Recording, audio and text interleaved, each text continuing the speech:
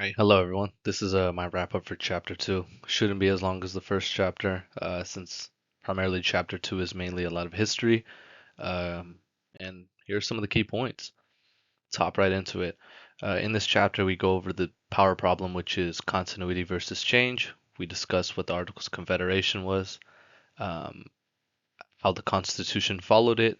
We look at the shortcomings of both of those articles, where they were strong at, where they were weak at, and we also look at rule of law versus rule of man. So, quick overview. The most important thing to remember from this slide is continuity versus change, which is once again the power problem. Now, continuity meaning remaining true to basic principles, while change meaning contemporary needs. Now, both of these are important to have, which is once again we need to try to find the best balance between the two. As a nation, you need to have like grounded values put into place, okay? Now, these values are something that we can reference and they kind of give us this identity. Now, that identity can't get us through every single problem, which is why we need to have change involved to meet contemporary needs. And those changes could be pressures that we have to deal with both political, economic, social, technology, and scientific change that occurs over time.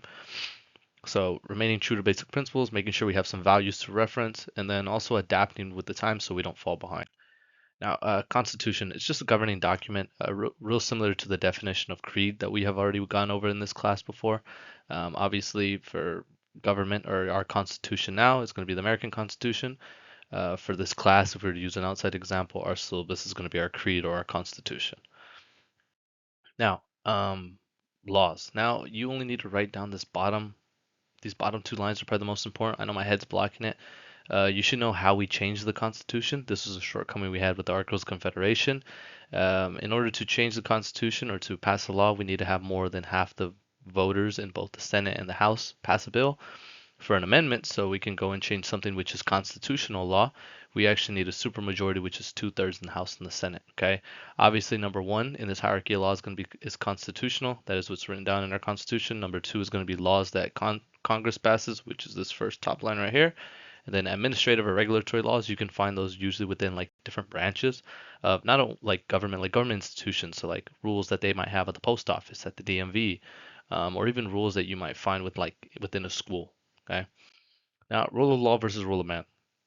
I like to use sports teams when comparing these two types of models. Now, rule of law, I want you guys to think of it as a sports team that has a very good scheme and the team is very well put together. Okay. So, um, the team is more dependent on the institution and the processes in order to be successful. Now, that's kind of good because you don't have to depend on a single player because individually the players might not be the best, but together as a whole unit, they are actually pretty good. Now, a shortcoming of that obviously is when you're in a time of crisis, that team, we actually don't really know who to turn to because there's no star player. Once again, they're dependent on the system, they're dependent on the scheme. Now, rule of man is the opposite. It is more dependent on a star, or for government purposes, it is more dependent on the leader of that government. Now, obviously, teams with the star player, they can be very good, but they can also be bad because you're living and dying by that one individual's performance. Okay. Now, here's a side by side on what Plato and Aristotle actually thought about rule of man compared to rule of law. Okay. So Plato thought that rule of man was best because we shouldn't put any restrictions. If we have a wise and a good ruler, it allows them to kind of reach their full potential. Once again, you would let a star player kind of do as they please because we don't want to limit them with the system. Now, rule of law is less dependent on this person's character, the leader's character, and more dependent on our government institutions. Now, this is the model that we follow here in America today. Now, this slide isn't as important, and I want to say this next slide is a repeat one that I still haven't fixed. Now, American creed. So, creed versus political creed is kind of like the same thing as the Constitution, where our Constitution is an example of our creed because it has our statement of beliefs, okay? An example of a creed, too, you can also think of usually religious beliefs. They're kind of set in stone, they're the values that you have. The creed, obviously, in this classroom, I already said on a previous slide, is going to be our syllabus, okay? And this right here is our example or what is included in the American Creed. One thing I didn't mention on the last slide, during times of crisis, rule of man is a little bit more effective than rule of law because rule of law, once again, we're not depending too much on the character, we're depending on our institutions during that time. Now, this is mainly just history. Now, I don't want you guys to look back at history and be like, oh, why did they do something a certain way? It's real easy for us to look back at stuff in history and be like, well, they had it wrong. Well, obviously, you can say that now because you live in the present, okay? The best way I want you guys to think of this, I want you to think about a past version of yourself. Like, think of yourself as a freshman. Do you think what you did back then is normal? Probably not. You probably cringe at yourself. Now, in the moment, you probably thought it was what was best. Okay. So when we go over stuff like in the development stage and they're prohibiting denial on the right to vote on account of race, we don't have due process of law, and then we're going over post Civil War constitutional amendments abolishing slavery. We can't really judge them. They thought that was what was best at the time, okay? During these first couple stages as well, they are focused on strictly survival. There isn't really too much morals that are kind of involved at this time. We're just focused on surviving. Think of it, you start a new Minecraft world up, you're just trying to live in that dirt house, get to the next day, okay? You don't really care how you do it, how you make it. You're not really breaking up work or you're too organized yet. You're just focused on survival. So these first couple eras that we go over to are focused on survival. As we become more developed, we start to see more first world issues within our system of government. Like in progressive era policies, this is where we kind of see the switch. We decide we don't want kids working in the factories anymore. We want you guys to go to school because it's going to advance our countries. Some countries are still in this era right here. They're heavily reliant on either slave labor or child labor. Okay, but we start to see things develop in our workplace. So workplace safety laws develop. Political parties become more organized, which is actually kind of problematic because it started to divide our country. And because of this, since we're giving a little bit more structure, we expect people to participate more within government. Now, in the modern era, we see the creation of a social welfare state. During this time, we go through the Great Depression as well, kind of the first crisis that we go through where we figure out that national government powers need to be extended because they actually can't save us during a time like this. Once again, we're looking at the balance between rule of man and rule of law, continuity versus change. Because our Constitution allows us, we were able to change it and survive through this time. We also go through the Scare. We start this war against the war on communism, as some of you guys know, the Cold War, and things kind of snowballed from there. Okay, we also become. This is one of the last times in American history where we're actually united as a nation because we had a common enemy, and it was communism that we're fighting against.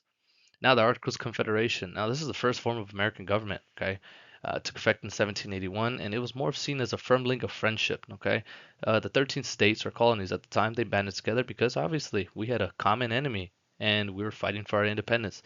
After that, we noticed that there were some defects. Okay, these are pretty important for you guys to know. Now, these five major defects is what kind of led us to crumble at the time. Okay, we didn't know how to tax effectively to fund government projects. We had a weak president or weak government executive official. The president didn't have much power in the system. Trade was an issue. We didn't have the power to amend, which is continuity, change with the times, and then the power to maintain domestic order because we ended up having a civil war.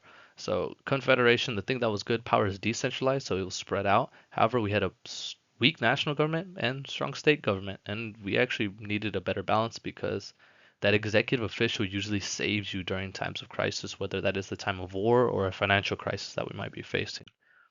The U.S. Constitution fixed this. Okay, so it put an emphasis on we the people because you are important within democracy. Another thing is, it was just a more practical document, okay? We established this framework about government. We discussed elections and representation and what powers that government does not have over you because remember, you guys are all born with natural rights, okay?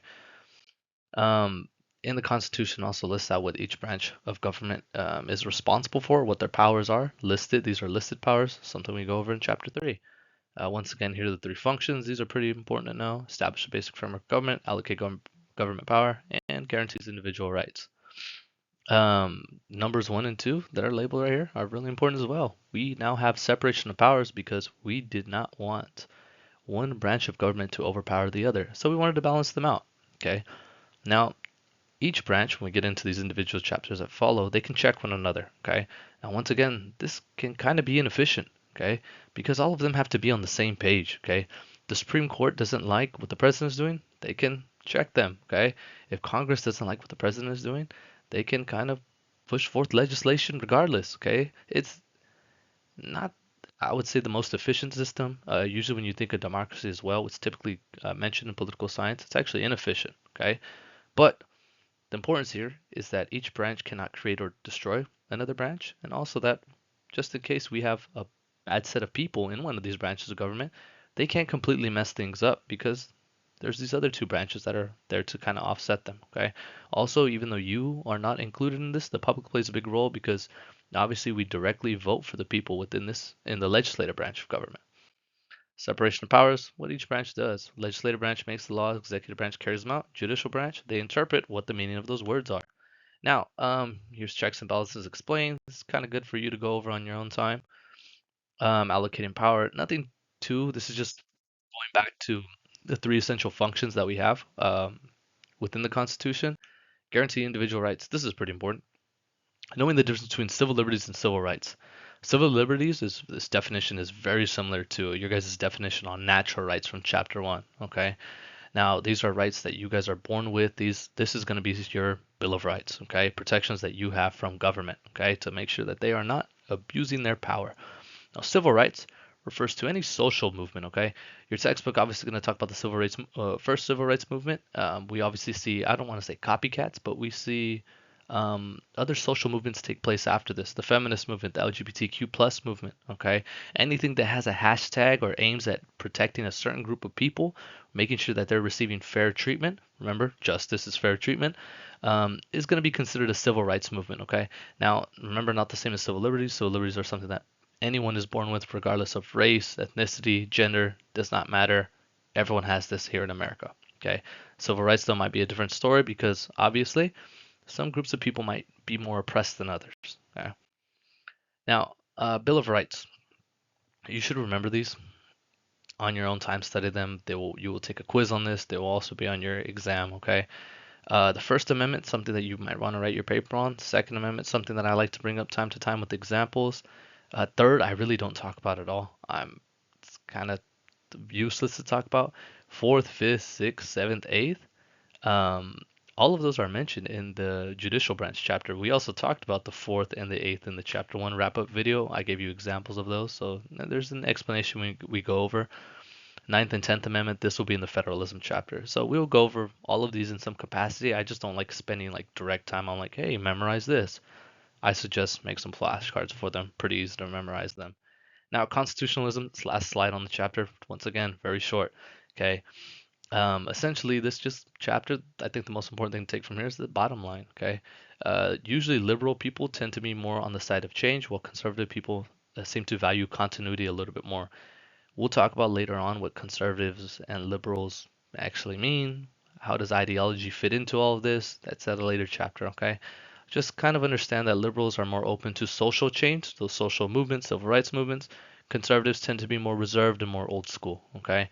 And once again, they kind of argue because we have a different set of values here. Conservatives kind of like to interpret the Constitution how it is, or the true meaning of the words, while liberals tend to think that we should adapt it with the times because obviously what happened when Constitution was written might not exactly represent or reflect how it fits in today's world. So that concludes chapter two. Once again, very short. I'll be posting a chapter three wrap up video in a couple days, and I hope you guys are enjoying the class still. And if you have any questions, feel free to message me on Canvas. Make sure you're reading your textbook and try to be good on your assignment deadlines, okay? So hopefully you guys enjoyed the 3-day weekend. And yeah, till next time. Appreciate you guys.